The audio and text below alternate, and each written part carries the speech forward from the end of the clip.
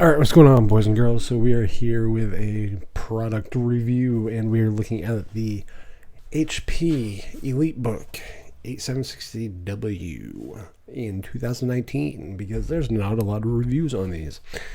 So let's talk specifics. This is a 17.3-inch workstation, so this thing is heavy as all hell. Max, there's various configurations: i5, i7, and quad-core i7. Second gen. This particular machine that I have here is a quad-core i7. I believe it's a 2860.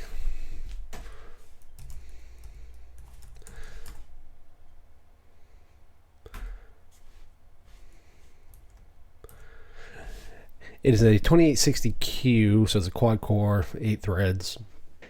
It is running at a max of 3.6. Currently 32 gigs of RAM on this particular model. Other models have a max of 16. There's a dual core i7 which is 16 gigs max. Video card. Now this is where it gets interesting. Video card generically bounces between a AMD Fire Pro or an NVIDIA Quadro. The Quadros are usually 3,000 or 4,000 Ms, which are 2 gigs a piece. This particular machine had a 4000 M.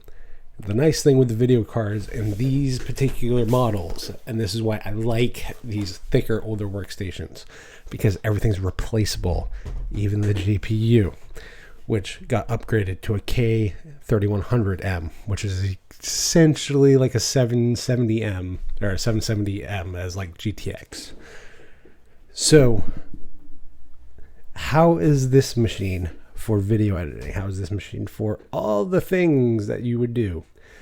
The thing I love about this particular big old sumbitch is that it's all upgradable. One easy slot, and you can get access to both RAMs, most of your RAM. If you have the 32 gig, actually the rest of the RAMs under the keyboard, which is kind of a pain in the ass to get to. And the battery is replaceable. The DVD drive, you can actually put a third drive in there if you want, or you can upgrade to a Blu-ray drive, which is what I did. This is a 1920 by 1080 screen for 17.3. The nice thing is if you get the higher end models like I have here, right here, these models have what they call HP is Dream Color technology, which is essentially IPS on not IPS screens, which is, it's a great thing if you're really into color reproduction and stuff being accurate color wise. This is one of the best ones to go. For me, this system has been exactly what I need.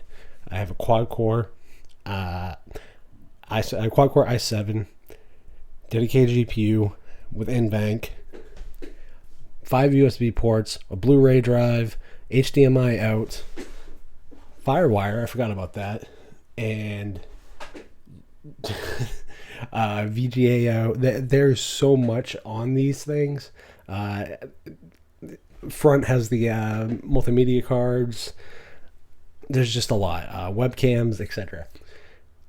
I love these machines, and the great thing about these though is with everything being replaceable, you can find replacement parts fairly cheap.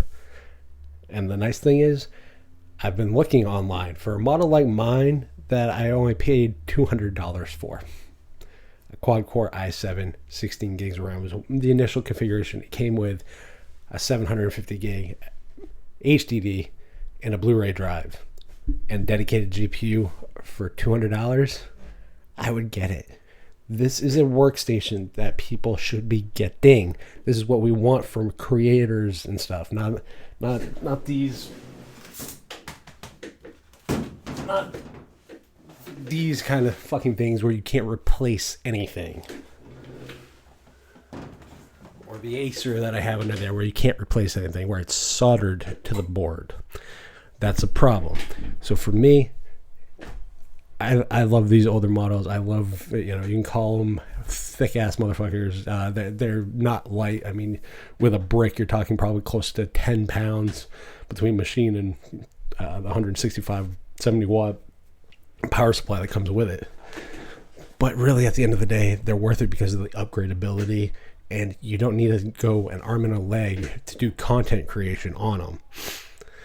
I upgraded my GPU in this for $35.